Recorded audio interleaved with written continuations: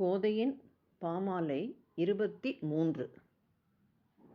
சென்ற பாசுரத்தில் தங்கள் அஞ்ஞானத்தைப் போக்கி அருள வேண்டும் என கோபியர்கள் பிரார்த்திக்க, கண்ணனும் எழுந்து உட்கார்ந்ததைக் கண்டு ஆண்டாள் கோஷ்டியினர் ஆனந்தம் அடைந்ததை பார்த்தோம்.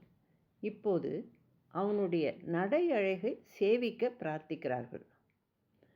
மாரி மலை முழஞ்சில் மன்னிக் கிடந்து உறங்கும் சீரிய சிங்கம் அறிவுற்று தீவிழித்து வேரி மயிர் பொங்க எப்பாடும் பேர்ந்து உதறி மூறி நிமிர்ந்து முழங்கி புறப்பட்டு போதருமா போலே நீ பூவை பூவண்ணா உன் கோயிலின்று இங்கனே போந்தருளி கோப்புடைய சீரிய சிங்கானத்தில் இருந்து யாம் வந்த காரியம் ஆராய்ந்து அருளேலோ எம்பாவாய்.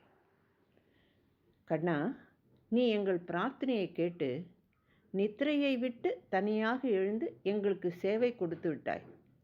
ஆனால் எங்கள் அனைவருக்கும் உன் சேவை திருப்திகரமாக ஆகவில்லை. ஆகையால் நடந்து வந்து அழகான சிம்மாசனத்தில் வீற்றிருந்து எங்களுக்கு சேவை சாதிக்க வேண்டும்.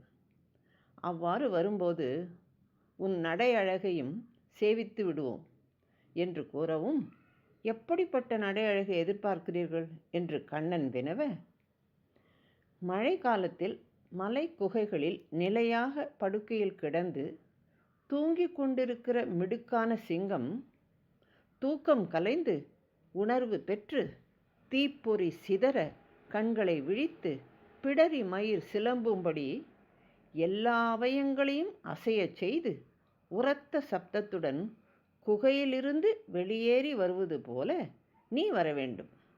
தங்கள் விருப்பத்தை ஆண்டாள் கோஷ்டியினர் தெரிவிக்கின்றனர். மாரி மலை முழஞ்சில் மன்னிக் கிடந்து உறங்கும் சீரிய சிங்கம் அறிவுற்று தீவிழித்து வேரி மயிர் பொங்க எப்பாடும் பேர்ந்து உதறி முழங்கி புறப்பட்டு போதருமா போலே நீ வருவாய் எனவும் பக்தவத்சலனான கண்ணனும் அப்படியே நடக்கிறேன் என்றான். சிங்கம் போல் நடந்து வந்து சிம்மாசனத்தில் சேவை கொடுக்க வேண்டும். அதோடு நாங்கள் வந்திருக்கும் காரியம் ஆராய்ந்து அருள வேண்டுமாய் பிரார்த்திக்கின்றனர் இவர்கள். மற்றவர்கள் போல் நாங்கள் பொன்னோ பொருளோ கேட்க வரவில்லை. உன் அருளால் நாங்கள் நல்ல நிலையில் உள்ளோம். ஆனாலும் நாங்கள் வந்த காரியங்களை நீ நன்றாக அறிந்து அருள வேண்டும், ஆசீர்வதிக்க வேண்டும் என்றார்கள். நீங்கள் இத்தனை பேர் வந்திருக்கிறீர்கள்.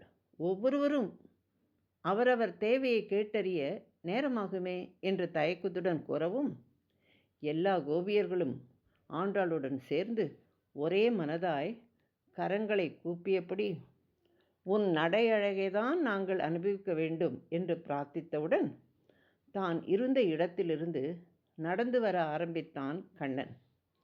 கிருஷ்ண பிரேமையில் திளைத்திருக்கும் ஆண்டாள் கோஷ்டியினர் பரமானந்தம் அடைந்தனர். ஆண்டாள் எம்பெருமானார் திருவடிகளே சரணம்.